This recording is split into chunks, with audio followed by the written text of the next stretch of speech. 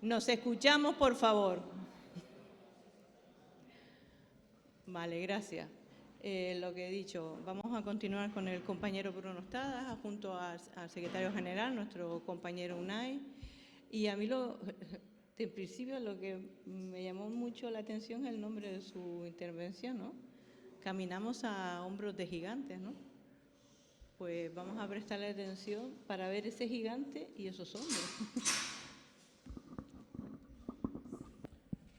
Bueno, pues muchísimas gracias a Ana y a Vanessa por invitarme a esta escuela de otoño de Comisiones de Canarias y a todas y a todos por estar aquí esta tarde, que, bueno, mi máximo objetivo es que salgáis un poco más felices y contentos de lo que habéis entrado aquí. O sea, que si eso lo conseguimos en la hora y media, pues mejor.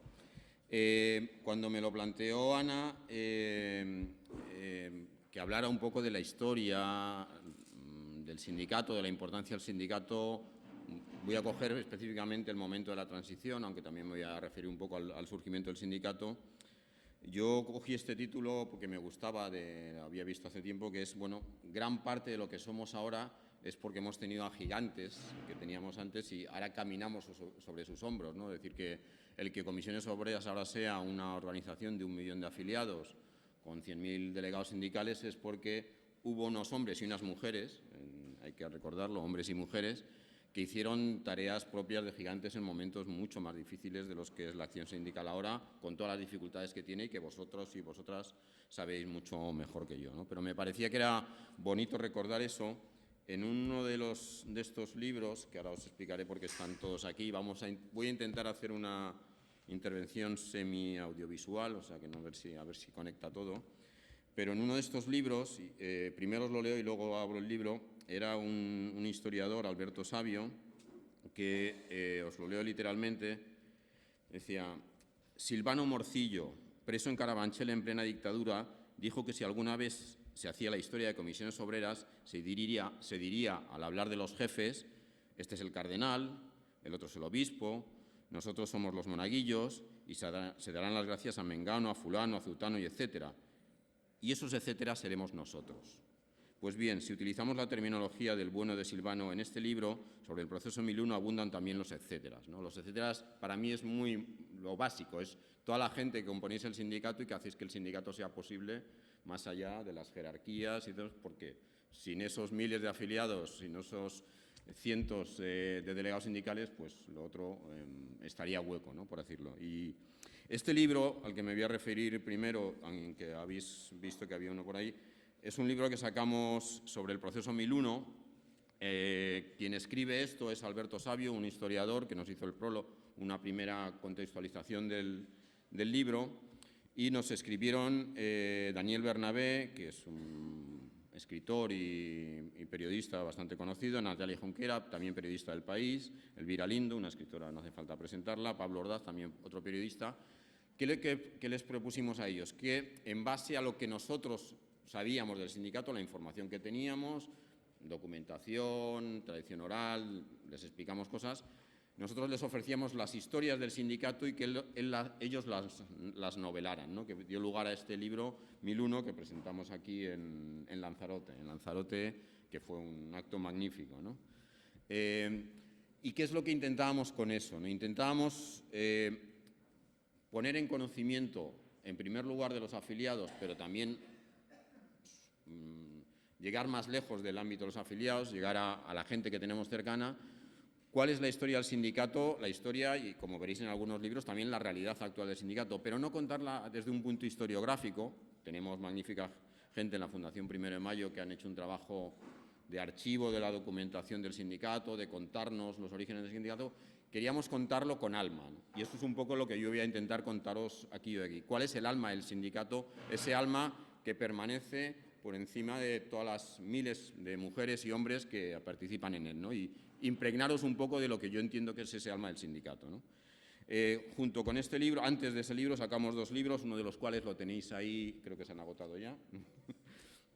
Eran Conciencia de clase de las Comisiones Obreras, el volumen 1 y el volumen 2, que era muy parecido a lo que hemos hecho con el libro del 1001, pero de una forma mucho más amplia. Cogíamos desde los orígenes del sindicato, desde los orígenes, incluso muy poco formalizados del sindicato, y llegábamos hasta la actualidad. Los últimos relatos escritos por Unai Sordo y por mí a medias son sobre el tema de la pandemia, ¿no? Un poco también de poner en valor la acción, no solo como un ejercicio nostálgico, sino decir, bueno, seguimos haciendo las mismas cosas que decíamos que eran muy importantes hace 50, 60 años, ¿no? Junto a todos estos dos libros, que bueno, el listado de autores, pues un poco por deciros, en este primer libro de color rojo que habéis cogido están Benjamín Prado, Joaquín Estefanía, Baviano de la Fundación 1 de Mayo, Antonio Campos, Rafael Fraguas, Elvira Lindo, Manuel Rivas, Isaac Rosa. En el segundo, Natibel Preciado, Aitana Castaño, Jordi Amat, Martí Domínguez, Marta Sanz, Andy Robinson, Ana Iris Simón, Luis G. Martínez, Olga Rodríguez. Es decir, gente de una cultura de izquierdas, de una cultura progresista, pero que ellos han querido contarnos cómo ellos nos veían, cómo ellos veían al sindicato, ¿no? Junto a ellos sacamos un cómic un poco antes, este lo sacamos para el anterior congreso, que se llama Todos o Ninguno, que es la misma perspectiva, pero de una forma incluso más amable con la gente, ¿no? El título Todos o Ninguno era un título, un lema muy utilizado durante las luchas antifranquistas, porque los conflictos sociales en aquel momento empezaba el conflicto en una fábrica, en un centro de trabajo, por una reivindicación salarial, por una cosa muy normal en la acción sindical de hoy.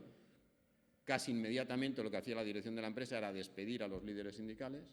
Y entonces esto significaba o todos son readmitidos o ninguno volvemos a trabajar, seguimos en huelga, ¿no? O sea, o todos o ninguno fue un grito que se utilizó en muchos conflictos. Y de la misma forma que los libros lo hemos hecho en esta imagen. Y también hemos trabajado en dos espacios audiovisuales, en tres espacios audiovisuales muy interesantes. Uno, un pequeño vídeo que vais a ver sobre el cómic, que es una especie de presentación del cómic, pero yo creo que os va a poner muy sobre ello.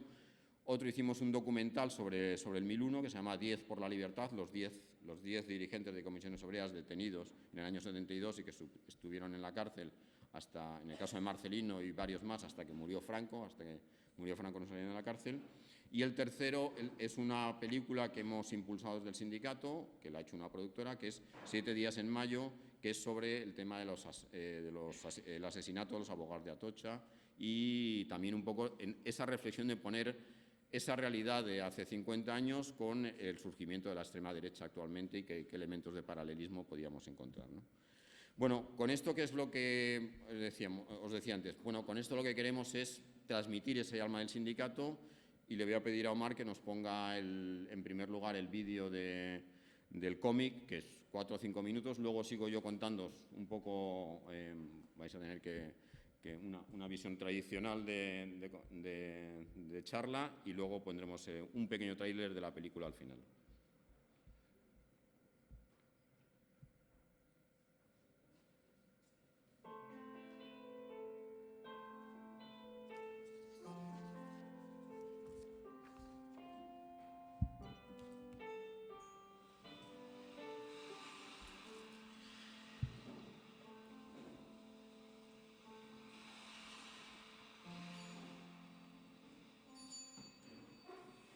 Cuando yo comencé a trabajar tenía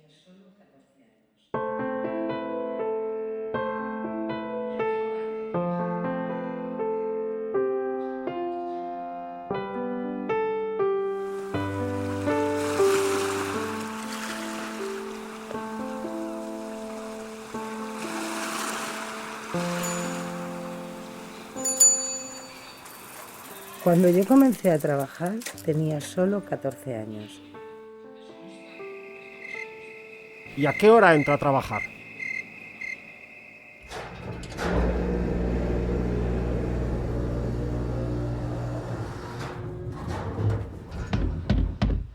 ¡No abras la puerta! ¡No abras! Sí, Ana. Tenemos que abrir la puerta porque si no la tiran. Pues no la abras. Es política. No es política, es justa por unas causas justas. Están tiernas. Y yo digo que no es una huelga política.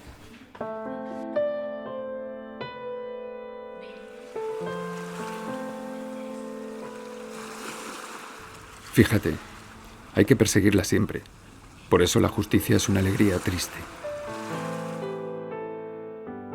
6 de abril. 7 de los picadores del Pozo Nicolasa son despedidos. 13 de abril. La huelga se extiende por la cuenca del Caudal. 23 de abril. Se inicia la tercera semana de huelga. La represión de la policía y la Guardia Civil es brutal.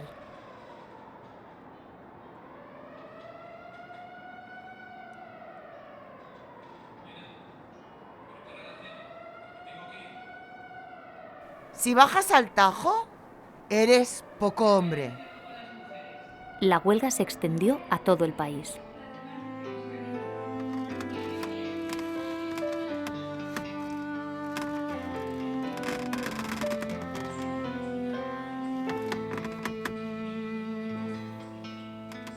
Nena, prepara la cena, que me tengo que ir. Me voy al encierro con las mujeres. Me voy al encierro de la iglesia con las demás mujeres, cariño. Que me voy al encierro de la iglesia con las demás mujeres. Aquello era una movilización propia, sin hombres ni trabajadoras de Motor Ibérica. Un encierro de casi 300 mujeres y niños. ¡Quítense la chaquetilla! ¡Pónganse la chaquetilla! Pero no nos amedrentaron. Y fuimos a la iglesia del Pi a hacer una asamblea.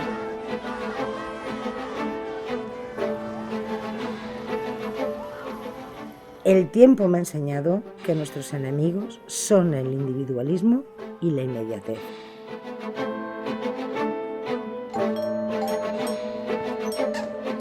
Eran asesinos a las órdenes de secretario provincial del sindicato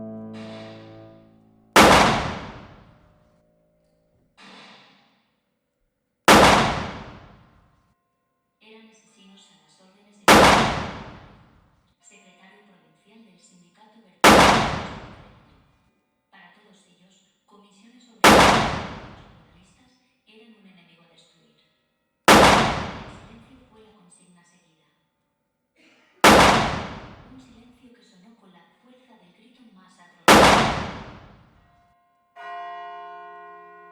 Eran asesinos a las órdenes de Francisco Albadalejo, secretario provincial del Sindicato Vertical del Transporte de Madrid.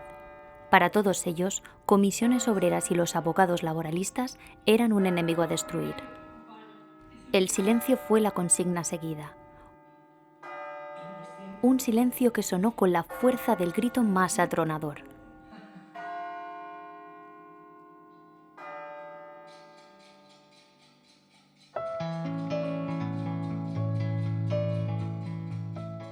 Por cierto, ¿y no has pensado en cambiar de trabajo? Trabajo precario o paro, es lo que hay. En mis tiempos teníamos que elegir entre socialismo o muerte.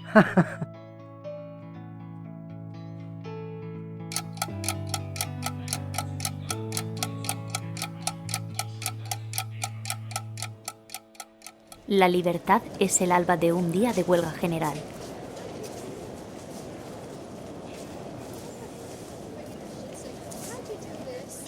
¡5! ¡4!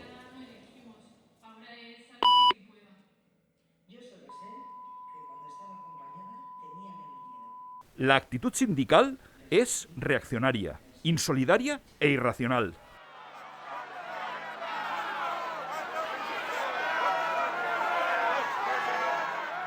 El presidente se quedó helado. Ahora no elegimos, ahora es sálvese quien pueda. Yo solo sé que cuando estaba acompañada tenía menos miedo. Resistir, organizarse y luchar.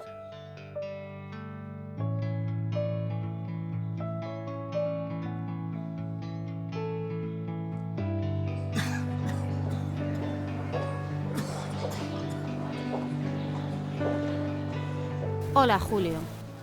Hola, Mercedes. Han ido llegando a lo largo de la noche. Más de 200 pacientes.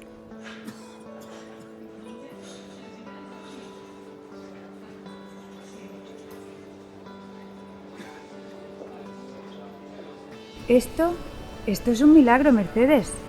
No, querida, a esto se le llama solidaridad ciudadana.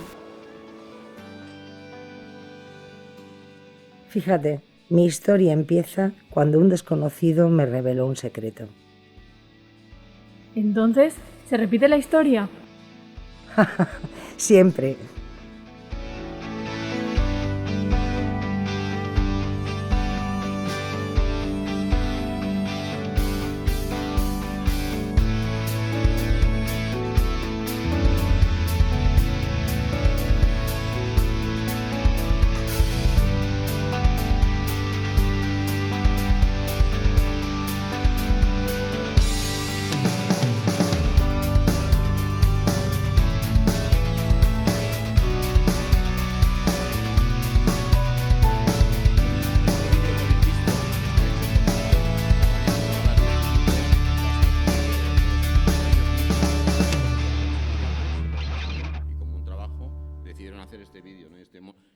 Para que veáis la capacidad de las cosas que se hacen de que tengan continuidad, ¿no? Bueno, el vídeo, un poco vuelvo a lo de antes, me refiere a toda una historia de comisiones obreras desde sus orígenes hasta la actualidad. Tener en cuenta que después de la guerra civil lo que se produce es una represión fuertísima sobre los sindicatos existentes en ese momento, la UGT y la CNT. Los líderes o fueron asesinados por el franquismo, por las tropas nacionales, o se exiliaron, como dijo, me parece, Vicente, y había intentos de reconstrucción de ambos sindicatos, pero ¿qué es lo que sucedía? Que los falangistas conocían quiénes eran esos líderes en los pueblos, en las ciudades, y por tanto, más o menos cada 6-7 años eran capaces de meter confidentes y cada 6-7 años caían las direcciones de la UGT y de la CNT hasta los años 50, ¿no? Estamos hablando de un periodo en España que lo que económicamente se llamó como el periodo de la autarquía, es decir, que España se cerró al resto del mundo, creyendo en esas visiones idealistas del franquismo, fascismo, de que podíamos ser autosuficientes. Para deciros con un dato económico que yo creo que es muy claro, desde el nivel de vida que alcanzó la sociedad española en el año 36 no se alcanzó, el mismo nivel de renta per cápita no se alcanzó hasta el año 56. O sea, durante 20 años España tuvo niveles de pobreza inferiores a los que había tenido en la Segunda República, ¿no? Eso nos hace la locura de esa visión que supuso pobreza, hambre en muchas zonas de España, extraperlo. Bueno, los que os hayan contado vuestros padres o abuelos conoceréis un poco aquella situación y supongo que en Canarias también fue muy dura, ¿no? por las condiciones que había aquí. A pesar de todo eso, a partir de los años 50 se empezaron a producir pequeños brotes de protestas obreras o protestas ciudadanas. Y es muy curioso, por ejemplo, en el año 51 se produce una huelga de tranvías en Barcelona, que no es una huelga de los trabajadores de los tranvías, sino una huelga de los ciudadanos de Barcelona que ante una subida del precio del tranvía tan exagerada como planteó Franco, deciden no coger los tranvías. Y el franquismo se queda alucinado. Es la primera reacción que hay y, de hecho, se aumenta la represión sobre los que ellos creen que han dirigido todo eso, que son la gente del PSUC en Cataluña, y les detienen a algunos, les torturan, pero era una protesta bastante desarticulada porque era una situación, bueno, el tranvía era el elemento de movilidad en una ciudad grande como Barcelona en ese momento, y la gente es que con ese incremento de precios no era capaz de pagarlo, ¿no? Es decir, para que veamos, y no había nadie detrás organizado, eso es lo alucinante, ¿no? Pero esos brotes son brotes, como digo, muy espontáneos, sin organización detrás. Eso lo tenemos en el primer libro de Historia de las Comisiones Obreras, de Conciencia de Clase. Hay los primeros elementos un poco más organizados, pero de forma también muy espontánea, son los que se dan en el marco de Jerez, en la zona vendimiadora de Jerez. En la segunda mitad de los años 50, los vendimiadores tenían que ir a vendimiar en una época del año y estaban en contra de los jornales que les iban a pagar, y la protesta fue no coger los trenes que les llevaban a los sitios donde... Y claro, el propio franquismo se quedó alucinado, ¿no? Es decir, claro, esto sí que dio unos ciertos orígenes a comisiones obreras allí en Andalucía, pero fue también un tipo de organización muy espontánea. Empezaron a surgir, estamos hablando, como os decía, en una situación muy precaria de vida para la gente, incluso trabajando, o sea, se trabajaba y se era muy pobre, y entonces lo que empiezan a nacer comisiones obreras que negocian con al margen del sindicato vertical. Os lo voy a explicar para la gente que sois más joven, a algunos os sonará, pero lo que existía en aquel momento era una incongruencia absoluta, que era lo que el franquismo llamaba el sindicato vertical, que integraba empresarios y trabajadores como el mismo espacio, y para ellos no había ningún conflicto y, por tanto, no había necesidad de que hubiera ni convenios colectivos ni nada. Entonces, en la realidad que había, que los salarios los imponían los empresarios y los trabajadores no tenían ninguna capacidad de respuesta. Y el sindicato vertical del franquismo era una especie de gran ministerio en el que se accedía por oposiciones o por designación política y estaba lleno de falangistas dedicados a bajar los humos a los obreros. Pero empiezan, como la gente ve que no mejoran sus condiciones de trabajo, con eso que no había negociación colectiva ni nada, empiezan a organizarse esas comisiones obreras de forma, ya digo, muy dispersa. ¿Qué es lo que sucede en el año 57, en el Pozo de la Camocha, en Asturias? En el año 57 tiene lugar una huelga de este tipo, hay nueve picadores que no bajan al pozo porque en contra de las condiciones de trabajo, también por los monos que tenían que pagar ellos la reparación de los monos.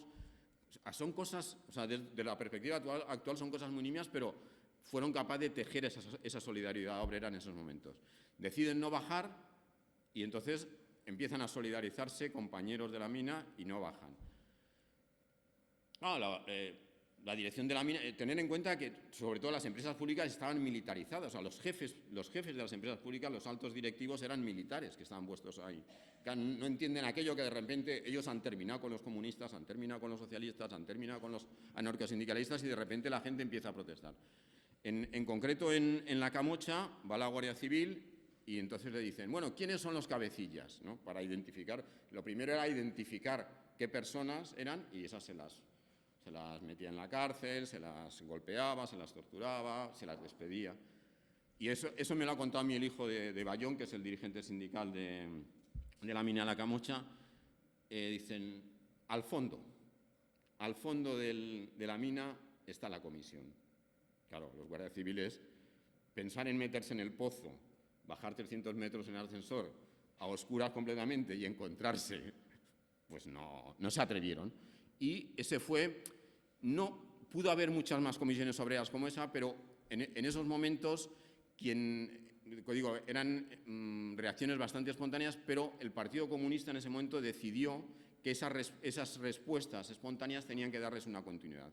Y empezó a decir a sus militantes que impulsaran estas comisiones obreras como espacios de conflicto en las empresas. Y el Partido Comunista más o menos decidió que esa comisión obrera del 57 en la mina de La Camocha era el mito fundacional de comisiones obreras. Pero, como digo, nos lo creemos, lo aceptamos, no es tal, pero hubo muchas más. Hubo muchas más. Lo que pasa es que esa es la que tuvo más repercusión pública, ¿no?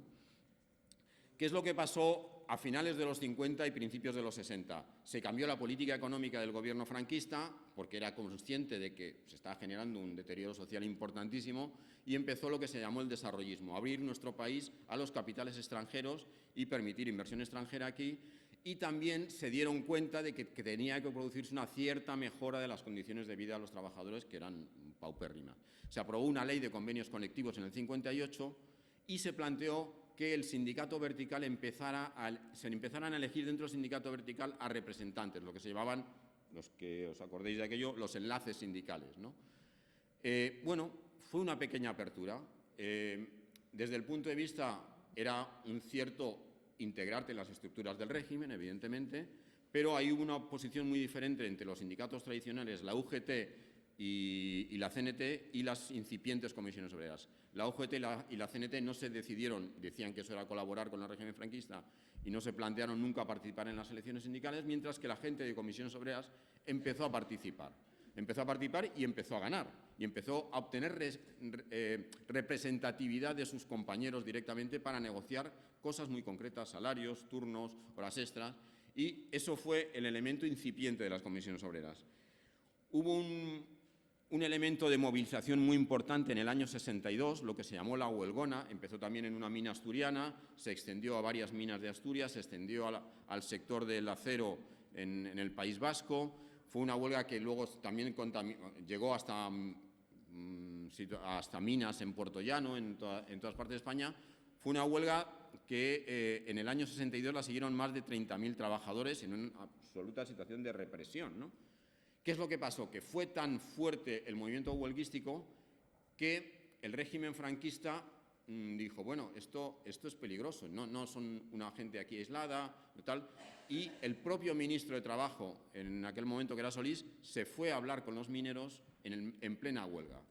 Y eso fue un salto, os podéis imaginar en aquel momento, de repente unos que eran perseguidos, detenidos, hablaban con un ministro y acordaron una mejora de las condiciones de trabajo para sus compañeros. Eso fue un salto exponencial en términos de lucha. El franquismo no sabía muy bien en esos años, en principio de los 60, qué hacer con esas comisiones obreras, ¿no? O sea, bueno, sabía que había comunistas por ahí atrás, sabía que había rojos, pero dice, este hombre Solís, por ejemplo, intentó plantear cómo que es integrarnos en el régimen. Bueno, como en el paso del tiempo se dieron cuenta que era imposible, ¿no? Que era una colisión. En el año 67, formalmente, el régimen franquista declara ilegales las comisiones obreras, que no es que fuéramos ilegales, es que no habíamos tenido legalidad nunca, ¿no? Pero declara que somos ilegales. En el año 60, en el mismo año 67, se reitera, imaginaos el régimen, sus problemas de entender lo que está pasando, se reitera que la huelga es ilegal en España, cuando se producían en ese momento unas 300 huelgas anuales en diferentes puntos de España. Y eso se ha dado porque, junto a esos casos que os estoy viendo, empieza a haber esa extensión de la lucha obrera. En el año 64 se conforma en Barcelona, en la Asamblea de San Medir, las comisiones obreras de Barcelona. En el año 66 tenemos la huelga más larga que hubo en el franquismo, que fue la huelga de bandas en el País Vasco, que fue una huelga que duró, creo que son casi 300 días, y la huelga consiguió parar 300 días parados, sin cobrar salario, los trabajadores aguantando eso, y consiguió terminar con la huelga la amenaza, imaginaros, de que les iban a quitar los pisos a los trabajadores, porque muchos de los trabajadores tenían pisos del patrimonio sindical y amenazaron con que si seguían en huelga. Pero imaginaros lo que es aguantar una huelga de 300 días en pleno franquismo. Fue impresionante, ¿no? Eso es lo que hizo reaccionar al régimen diciendo, bueno, esto que no sabíamos lo que era, ya sabemos lo que es, y de hecho empezaron a considerar a comisiones obreras como el mayor enemigo que tenía el régimen franquista en España, en ese momento en España. Eso, cuando lo cuenta Nicolás Sartorius, lo cuenta muy bien porque lo vivió, pero dice que hay informes policiales que reconocen eso, ¿no? El mayor peligro de la subversión en España son las comisiones obreras, en el año 67-68, ¿no? Cuando se produce esta ilegalización de comisiones, se produce la evidencia de la ilegalización de la huelga, aumenta la represión sobre todos estos movimientos. ¿Y qué es lo que sucede? Que lo que tenemos ya no es solo que a la gente se la detiene, se la despide, se la echa, se la tortura, sino que empieza a haber muertos. En 1970, 3 obreros son asesinados por la policía en una concentración en Granada. La gente de Granada, que es muy... Bueno, en general los andaluces se lo toman un poco las cosas a guasa. Esto me lo contó Luis García Montero. Allí en Granada los llaman los muertos de los pajaritos, porque decían que la policía disparaba al aire y mató a 3 obreros, ¿no? Es un poco con sorna, pero terrible, ¿no? En Madrid hay una huelga de la construcción en el año 71, la Guardia Civil mata a Pedro Patiño. En la huelga de la SEAT del 71 también, que hay una ocupación de la fábrica por miles de trabajadores, hay una represión tremenda, matan a un trabajador también. En el Ferrol mueren 2 trabajadores de la empresa nacional Bazán, en la que estaba, creo que ya estaba en ese momento Ignacio Fernández Tojo. Y eso sucede en toda España, y cuando Ana me dijo que viniera aquí a contaros un poco esta historia del sindicato, yo dije, Ana, pero yo tengo que contar también la historia de comisiones de Canarias, ¿no? Porque que os cuente lo que pasó en la península está bien, yo creo que es gratificante, y entonces, bueno, a través de ella conseguí una documentación fantástica que a mí me ha sorprendido y, bueno, es que he aprendido mucho y eso te lo agradezco, ¿no? Deciros, este libro, y esto para que lo tengáis en claro, la Dirección de Comisiones de aquí de Canarias. Este libro que pone historias de las comisiones obreras, 500 y pico páginas, no menciona comisiones de Canarias. No hay una sola mención. Se habla de todo, se habla de Extremadura, se habla de Cataluña, se habla de Madrid, se habla del País Vasco, se habla de Baleares, se habla de Castilla-La Mancha, no aparece. Sin embargo, en el año 1961 ya se dan movilizaciones de esas comisiones obreras aquí en Tenerife, en lecheras y panaderas, en Gran Canaria, en la empresa Cinsa. En el 62 cae Canarias Libre, que era una especie de organización de oposición aquí. Hay una huelga política en Cinsa, en protesta por las detenciones. Se forman las primeras comisiones obreras en el 62, aquí en Canarias. Es decir, en el 63 se extienden por los barrios obreros que están aquí en Gran Canaria, en torno a la Isleta y Guanartame, en empresas como Tirma, Rumbo Fosforera, Unelco, Silos, Guaguas, factorías de pescado, en talleres del barrio de Arenales. O sea, empieza esa extensión de comisiones obreras en un territorio tan aislado como Canarias, que no había una conexión. Y ahora os voy a contar una cosa fascinante para mí, por lo menos.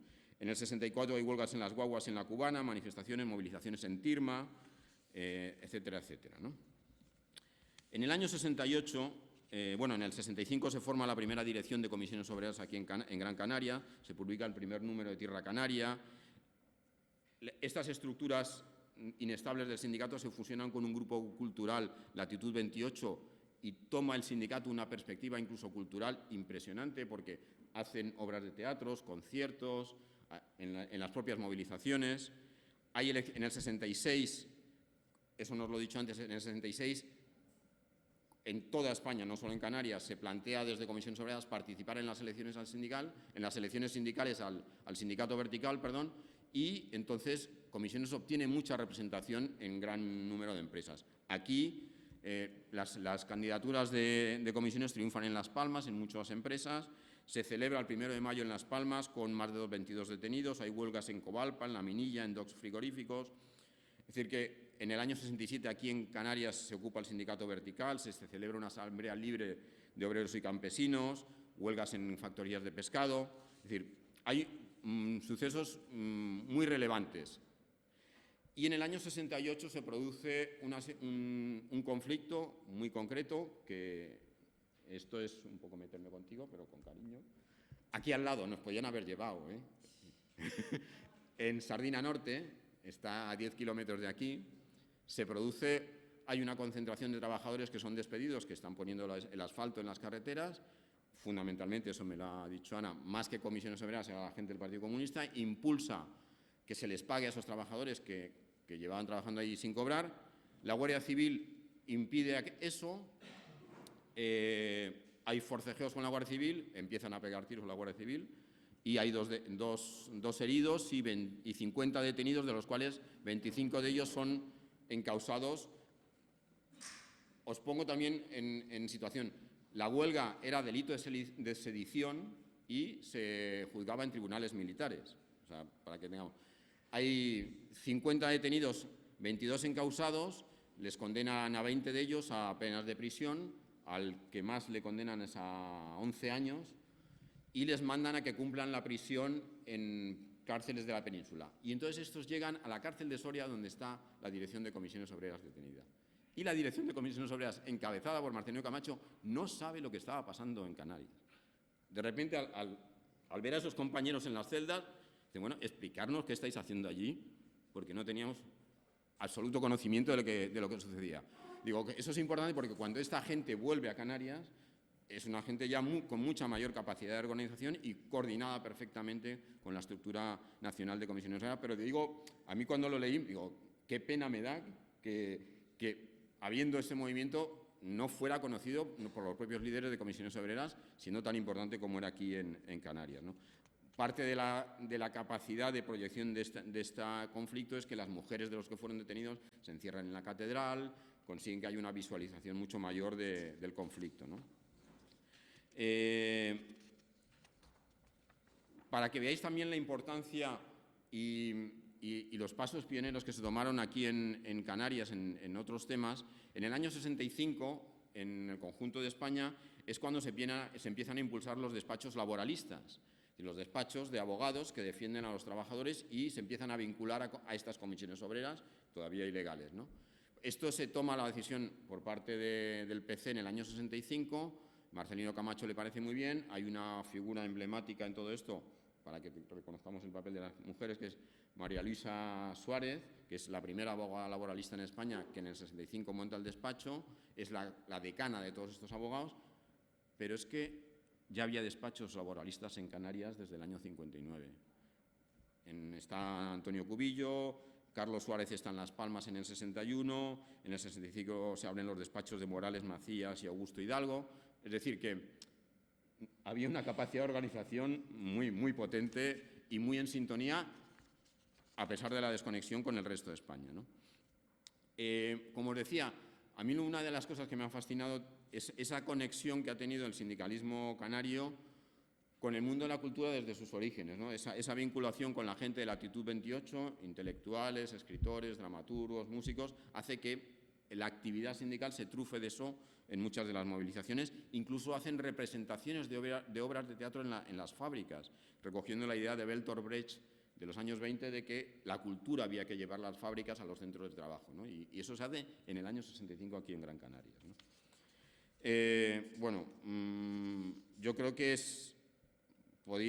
hay numerosos conflictos ya a principios de los 70, el conflicto, la ocupación de Intercasa, el conflicto de los transportes de Gran Canaria, las refinerías de Tenerife, las huelgas de Nuvesa, el conflicto de la construcción en el 73, las huelgas de Amorós y Belancores en el 74, etcétera, etcétera. Es decir, que el elemento de movilización en Canarias sucede de forma paralela al elemento de movilización que se está dando en todo el Estado español. Como os decía, a partir de las elecciones sindicales del 66, de las elecciones del sindicato vertical, no son las elecciones sindicales que conocen, del sindicato vertical del 66 y esa amplia representación que consiguen nuestros compañeros y compañeras de comisiones obreras, se extienden los conflictos por muchas partes de España, también aquí en Canarias.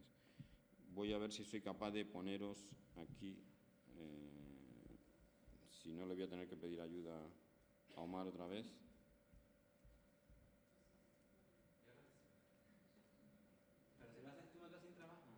Sí.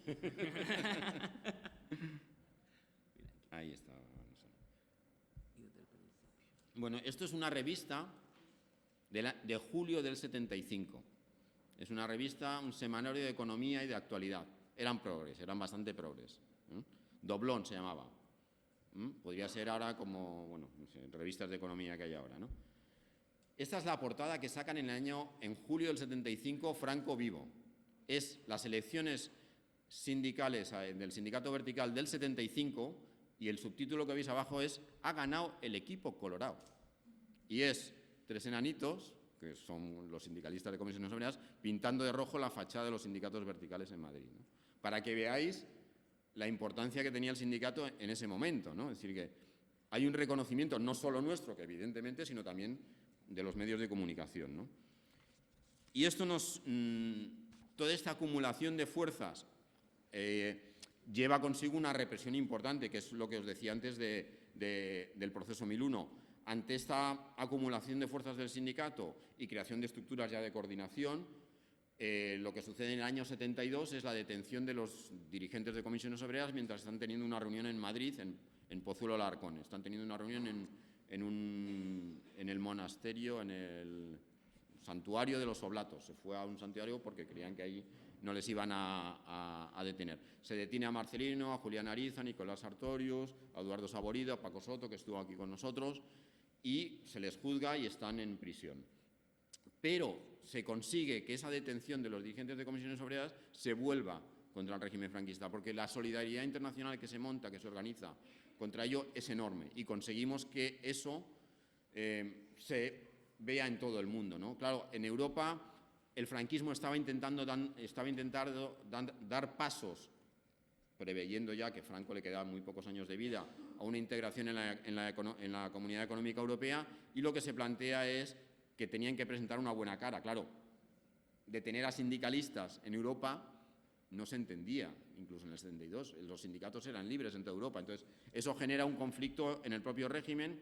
Las primeras condenas son de hasta 20 años, a Nicolás, a Marcelino y a Eduardo Saborido también, y luego el propio régimen rebaja las condenas hasta creo que 6 o 7 años, pero bueno, algunos salen de la cárcel antes de la muerte de Franco, pero Marcelino, de hecho, no sale hasta el 27 de noviembre del 75, que justo el mes que viene se va a celebrar el 50 aniversario de la salida de Marcelino de la cárcel, ¿no? Es decir, que nos encontramos con un régimen debilitado, con un régimen que, bueno, Franco estaba en las últimas, y cuando muere Franco, Comisiones se convierte en el primer espacio de conflicto y de confrontación contra el intento. O sea, bueno, no es mi objetivo entrar ahora en un análisis profundo de la transición, pero lo que sepáis es que la transición que estaba pensada no es la transición que hemos vivido, a pesar de las críticas que se hagan de que el sistema podía ser mucho mejor, evidentemente, pero lo que había diseñado en ese momento era unas elecciones con unos pocos partidos legalizados, unas elecciones solo con un partido del gobierno o de la derecha, con un partido socialista legalizado, con un único sindicato o sindicato legalizado como era la UGT y pequeños sindicatos, y por supuesto ni Comisiones Obreras ni el Partido Comunista se planteaba que pudieran ser legalizados en esas primeras elecciones democráticas que no se sabía cuándo iban a ser. Frente a esa posición, que es la posición que encabeza el gobierno de Arias Navarro, nombrado por el rey Juan Carlos, Comisiones entra en tromba y se produce durante el año 76 lo que se llama la galerna de huelgas. Es un fenómeno que se inicia de forma también desestructurada, pero que nos lleva a unos niveles de conflictividad laboral que no se habían conocido entonces en nuestro país. Tener en cuenta que estábamos hablando antes de unas 300, 400 huelgas al año en los años 60, principios de los 70, y en el año 76 creo que hay 17.000 huelgas en toda España. Hay 150 millones de horas de huelga realizadas, dicen, la gente cuando lo cuenta esto dice, 150 millones de horas perdidas, yo digo, 150 millones de horas ganadas, ¿no? O sea, porque fueron ganadas para la democracia. Es decir, sin ese esfuerzo que hizo el sindicato, que hizo Comisiones Obreras, en esos primeros meses de la transición, hubiéramos tenido una transición muy diferente a la que conocemos ahora, porque lo que estaba pensado en la cabeza de Arias Navarro y de Fraga, que era el gran impulsor de ese proceso, era esa democracia constreñida, una democracia limitada, y ese es el planteamiento que tenía Fraga. En el Baix Llobregat se genera un conflicto en torno a una empresa, La Força, hay 60.000 huelguistas a principios de enero, el 5 de enero se inicia una huelga del metro en Madrid, que termina la huelga porque el gobierno militariza el metro en Madrid, o sea, pone soldaditos a llevar los trenes. Las huelgas en Madrid se extienden, suman correos, taxis, Renfe, construcción. La huelga de Telefónica se extiende en toda España a partir del 16 de enero. Hay 30.000 huelguistas en el sector bancario. En Valladolid van a la huelga Fasa, Renault y Michelin. En ese momento se despide Antonio Gutiérrez. En Valencia hay 190.000 trabajadores en huelga. En Alicante, Ferrol, Coruña, Vigo, Cantabria, Toledo, Zaragoza, Andalucía, bueno, en toda España. Esto es, a ver si soy capaz. Ahí. Este gráfico es un gráfico que han hecho una investigadora. Como veis, la línea roja lo que nos mide es las horas de huelga. La línea negra que hay en medio divide el año en la mitad, pues esa corresponde a esos primeros meses del año 76, ¿no? La línea roja es la media y la línea negrita finita es pues exactamente el número de horas, ¿no? Pero como veis, esa actividad huelguística se concentra a principios del 76, que es cuando había que romper ese cerrazón que había planteado el régimen, ¿no? Y se produce una situación muy lamentable, muy terrible, pero que es un poco el elemento que hace triunfar todo esto, que es lo que sucedió en Vitoria en marzo del 76. En Vitoria era una población algo industrial, no como Bilbao, como otras zonas de Guipúzcoa, y hay un movimiento obrero muy de gente joven, muy poco controlado por los sindicatos así más tradicionales, pero se producen muchos elementos de conflicto en Vitoria. Y se llaman a una asamblea en la iglesia, no me acuerdo ahora, Garbiñe me puede corregir, pero Zarabanda no sé, en una iglesia importante ahí en Vitoria, hay una asamblea de 5.000 trabajadores para enterarse de todos los elementos de negociación que se estaban dando en Vitoria. Bueno, la policía rodea la catedral, empiezan a pegar tiros, empiezan a echar botes de humo. Según hay grabaciones de los walkie-talkies de los policías nacionales, es la mayor paliza de la historia, dicen entre ellos. 5 muertos, 150 heridos. Claro, ahí la legitimidad de ese franquismo sin Franco se viene abajo. El ministro del Interior era Fraga y claro, queda absolutamente desautorizado, ¿no? El gobierno de Arias Navarro dura hasta junio del 76, pero es en Vitoria donde se deslegitima ese intento de limpiar un poco la cara al franquismo y seguir con un franquismo sin Franco. Y el elemento fundamental, como digo, es esa galerna de huelgas que hay. ¿Qué es lo que se va produciendo en el año 76? Bueno, en julio del 76 el rey consigue quitarse en medio a Arias Navarro, nombra a Adolfo Suárez como presidente de gobierno y Suárez plantea un elemento de mucha más aceptación de los planteamientos de la oposición, con cuidado. También había un temor por parte de esos franquistas reformadores a lo que se llamaba el búnker, los espacios vinculados a la policía y al ejército fundamentalmente, que estaban en contra de cualquier elemento de cambio político en España. Pero Adolfo Suárez tiene gestos desde el principio de su gobierno, como son una pequeña amnistía, luego unas movilizaciones, se permite que la Asamblea de Comisiones Obreras de San Medir se celebre en julio del 76, que es como si fuera, no es un congreso nuestro, pero es casi como un congreso constituyente todavía en la legalidad, se permite que se haga. A la UGT se le había dejado hacer su congreso oficialmente en abril del 76, es decir, que parece que se consiguen romper esas costuras, tener en cuenta la importancia de lo sindical, porque en el otoño del 76 el gobierno de Suárez se plantea la posibilidad de legalizar antes los sindicatos, todos los sindicatos, incluso comisiones, antes que los partidos políticos. Eso se discute por parte del ministro en su momento, se reúne con las direcciones de comisiones obreras y de UGT. Las direcciones de comisiones obreras y de UGT no lo ven claro, no ven claro la historia, pero lo que sucede es que cuando se está produciendo eso, el vicepresidente del Gobierno para Asuntos de la Defensa, el general Fernando Díaz de Santiago y de Mendívil, le dice a Suárez que es inaceptable que se legalice un sindicato comunista como Comisiones Obreras y dimite en ese momento, ¿no? Es decir, que la tensión es enorme en el propio Gobierno. Suárez es el momento que nombra a Gutiérrez Mellado e intenta controlar a los militares, pero entendáis que mientras que las fuerzas de izquierda están presionando para que el Gobierno se mueva a un proceso democrático, no había elecciones todavía, no había legalización de los partidos políticos todavía, no había legalización de los sindicatos, había una voluntad de que eso se iba a producir, pero no había nada tangible. Se plantea la ley de reforma política en el año 76, las Cortes franquistas aceptan hacerse lo que se conoce como el harakiri, ¿no? Aceptan desmontar el andamiaje franquista, es decir, se ha entrado en un pacto con la oposición para eso, pero un pacto no muy claro, porque el referéndum de reforma política que plantea Suárez, la oposición y los sindicatos nos manifestamos en contra, y de hecho ese repunte de la movilización a final del 76 es la huelga general que convocan Comisiones Obreras, UGT y USO en contra del referéndum de reforma política y en contra del decreto de congelación salarial del año 76, ¿no? Es decir, que estamos en un momento de fuerzas equilibradas en términos de cambio político y en términos de refracción y contrarias al cambio político. Pero, como digo, los sindicatos seguimos siendo fundamentales ahí para mover eso. Estamos en un espacio mucho mejor que el gobierno de Arias Navarro, pero en un espacio que no se sabía muy bien. A ver, Adolfo Suárez y Martín Villa venían de la Falange, del Movimiento Nacional.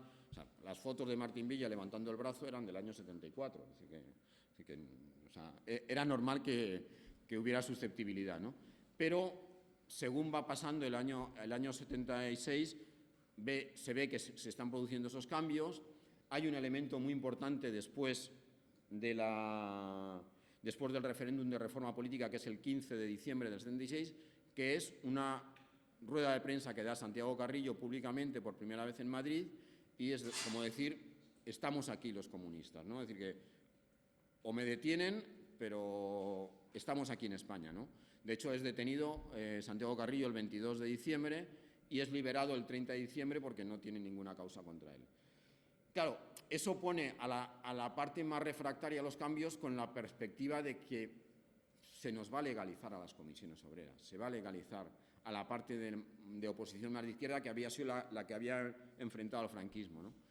Y eso ocurre en los tristes sucesos de Atocha del 77, de enero del 77, en los cuales, en esa situación de equilibrio inestable entre la ofensiva de la izquierda y los elementos refractarios de la derecha, se produce un acto terrible en Madrid, que es la matanza de los 5 abogados del despacho laboralista de Atocha. El objetivo que buscaban los pistoleros fascistas que matan a los abogados no es los abogados inicialmente, pero al final los masacran. Vamos a ver si entramos en una temperatura de supervivencia. Pero lo que sucede, van a por Joaquín Navarro, dirigente de comisiones obreras del sector de los autobuses. Madrid está completamente paralizada porque están todos el 95% de los autobuses en parados, más de 10.000 trabajadores, y van a por él, no lo encuentran, y entonces es cuando matan a los abogados. ¿Cuál era el objetivo de estos pistoleros que estaban, como se menciona en este pequeño vídeo, y ahora lo veréis en otro más? El objetivo que tenían ellos era secuestrar, matar a este dirigente sindical y que ello generara una reacción violenta por parte de comisiones obreras, por parte del Partido Comunista, que forzara una intervención militar, ¿no? Ese era lo que tenían en la cabeza. Bueno, la masacre es terrible, ¿no? O sea, murieron 5 compañeros del sindicato, pero pudieron morir los 9 porque los dispararon a todos. Alejandro Ruiz Huerta, que no sé si lo habéis traído aquí, yo he hablado varias veces con ella. Alejandro Ruiz Huerta, cuando te lo cuenta, te dice, no, dice, yo me salvé porque la bala dio en un bolígrafo que tenía aquí. Si no, hubiera muerto, ¿no? Es decir, podían haber muerto los 9. El entierro que se hace a los 2 días de los asesinatos, el 26 de enero, es impresionante. Madrid, 200.000 personas en la calle, en absoluto silencio, con los puños en alto, con un dolor contenido, pero un dolor que lo que demuestra es que la gente que ha luchado contra el franquismo es gente que respeta al Estado y que respeta y que no son gente peligrosa, ¿no? Y eso es lo que hace cambiar, o sea, se produce lo contrario, mientras que los fascistas lo que querían era generar una reacción violenta que hiciera una intervención militar, se produce lo contrario. Lo que Adolfo Suárez, a partir de ese momento, tiene claro que tiene que pactar con Santiago Carrillo la legalización del Partido Comunista y de las comisiones obreras. Se produce una reunión secreta entre Santiago Carrillo y Adolfo Suárez el 29 de febrero del 76 y se desbloquea el tema. Se reconoce la legalidad del Partido Comunista el 9 de abril, la legalidad de comisiones obreras, no me acuerdo ahora si es el 15 de abril, se cambian el decreto de elecciones sindicales, creo que es en el 1 de abril del 77, y se disuelve la organización del sindicato vertical 15 días antes de las elecciones democráticas que se convocan el 15 de junio. En el 15 de junio del 77 gana las elecciones la UCD sin mayoría absoluta, el Partido Socialista obtiene una buena representación y el Partido Comunista tiene en torno a 20 diputados y la derecha, representada por Fraga, que finalmente montó esa alianza popular, tiene en torno a, no me acuerdo en aquel momento, pero 15 diputados, no muchos más, ¿no? Es decir, que se empieza a normalizar, pero entender que sin la acción de los sindicatos no se hubiera podido, y particularmente de los sindicatos de comisiones obreras, no se hubiera podido desbloquear esta situación. Esto lo cuenta también de forma muy interesante Nicolás Artorius. En el verano del 77, después de las elecciones, dice, yo estaba de vacaciones con mi hija pequeñita en Benidorm y llamaron a la puerta 2 guardias civiles. Ya se habían producido las elecciones. Y dice Nicolás, yo no sabía si me iban a detener, no entendía muy bien por qué había 2 guardias civiles en la puerta de mi casa. Tal. Y es que el Gobierno convocó a los representantes de comisiones obreras y UGT a discutir el primer pacto de rentas. Imaginaros, ¿no? Hace 2 meses eras ilegal y 2 meses después el Gobierno te llama para negociar el primer pacto de rentas en un momento de grave crisis económica en España que había en el año 77. ¿Qué es lo que hacemos los sindicatos? ¿Qué es lo que hacemos comisiones obreras y UGT? Decimos, no, esto no es un pacto solo de rentas, esto es un pacto que tiene que incluir a todas las fuerzas políticas y es lo que da lugar a los pactos de la Moncloa, que conlleva una cierta moderación salarial, pero conlleva el compromiso, a partir de ese momento, de construir el estado de bienestar en España que no teníamos. Esos son los pactos de la Moncloa. ¿Qué es lo que sucede? Claro, estamos en un periodo en el que, aunque hay mucha conflictividad laboral por razones de carestía de la vida. Estábamos hablando en ese momento de tasas de inflación que llegan en agosto del 77 al 28%, ¿no? Anuales. O sea, imaginaros, claro, y era una espiral inflacionista, tasas de inflación del 28%, incrementos salariales del 30%. Entonces, lo que se consigue es parar esa tensión inflacionista, pero a la vez que hay un compromiso de tener una salida, de empezar a financiar una sanidad pública adecuada, un sistema educativo adecuado, que es lo que da lugar a los pactos de la Moncloa.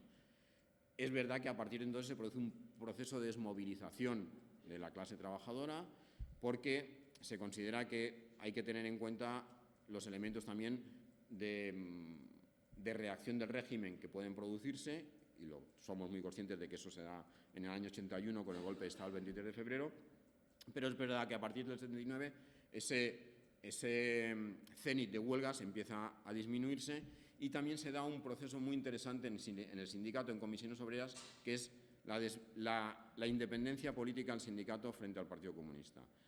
Marcelino Camacho, en las elecciones del 77 y en las elecciones del 79, es elegido diputado por el Partido Comunista, pero en la segunda vez que se elige, en el 78 se vota la Constitución, pero en el año 79, cuando Marcelino es un diputado del PC en el grupo parlamentario, se empieza a discutir el Estatuto de los Trabajadores. Y la posición de Marcelino como líder de comisiones obreras empieza a discrepar sobre la posición del Partido Comunista. Porque Marcelino dice, nos debemos a nuestros afiliados, y aunque vosotros, Santiago Carrillo, la dirección del PC, me digáis que hay que hacer unas rebajas en nuestras expectativas por la situación de gobernabilidad del país, yo me debo más a mis afiliados que al partido. Y es entonces cuando Marcelino, en el año 80, dimite como diputado en las Cortes y se queda simplemente como secretario general de Comisiones Obreras, y es cuando Comisiones Obreras empieza a ser referente de una izquierda social y empieza una situación de no dependencia del Partido Comunista, que yo creo que también es una de las causas de nuestra actual situación. Tener en cuenta que la UGT y el PSOE tenían en ese momento una situación de doble militancia obligada. O sea, si te afiliabas al PSOE te obligaban a afiliar a la UGT, si te afiliabas a la UGT te decían que te afiliaras al PSOE, pero en el caso de comisiones no ocurría, y además se da una cierta ruptura política y una cierta búsqueda de la independencia del sindicato, que nos lleva a situaciones de conflictividad con el gobierno socialista, con el gobierno de Felipe González, que también aparece en una de las vídeos, primero en el año 85 con la huelga general de pensiones, pero finalmente en el año 88 en la huelga del 14 de diciembre, que es una huelga que mantenemos conjuntamente Comisiones Obreras y UGT. Es decir, que al final traemos a UGT a nuestras posiciones de defensa de los intereses de los trabajadores por encima de las cercanías políticas que tengamos, ¿no? Bueno, esto es un poco lo que yo quería contaros en esta de conocer el alma del sindicato. Le puedo decir a Omar, ¿está por aquí Omar? Ponemos el vídeo final y ya yo me callo porque me he extendido mucho. El vídeo final va sobre un pequeño fragmento sobre la película esta de 7 días de mayo, que va sobre los abogados de Atocha, pero bueno, un poco para que tengáis referencia. Estaba yendo a la piscina ya, porque recuerdas, Ana, que tenemos el... Me voy, que ya, nos vamos.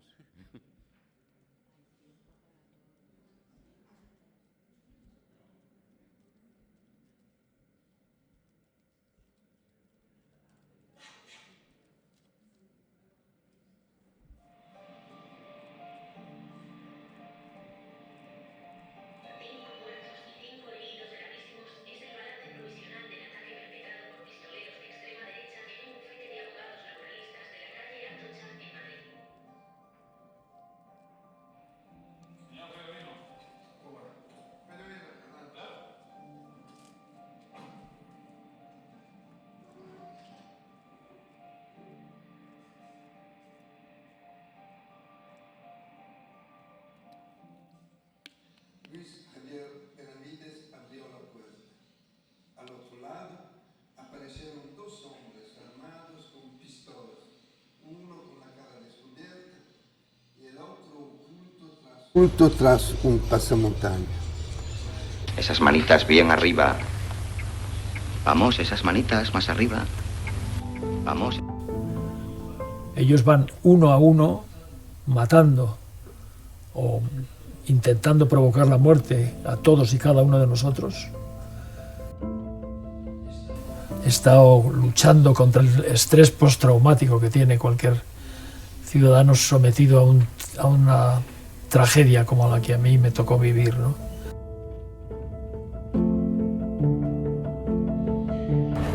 Era allí, en el tercer piso. Que en toda la historia del Colegio de Abogados nunca habíamos sido atacados de una forma tan canallesca. Cuando pasó eso, pues es una especie de golpe, de rayo que te hunde, ¿no? Que ocurriera esto fue algo absolutamente no solo inesperado, sino que además era algo que no nos podíamos creer, ¿no? A mí aquello me impresionó, que esos grupos ultraderechistas fueran precisamente contra los jóvenes abogados que estaban reunidos para defender a los barrios. Fue provocar una espiral de acción-reacción que llevara a un proceso de regresión hacia la dictadura o hacia una democracia tutelada, ¿no? Estos días también escuchando todas estas historias, bueno, pues eso, que me han movido el corazón, que me han tocado.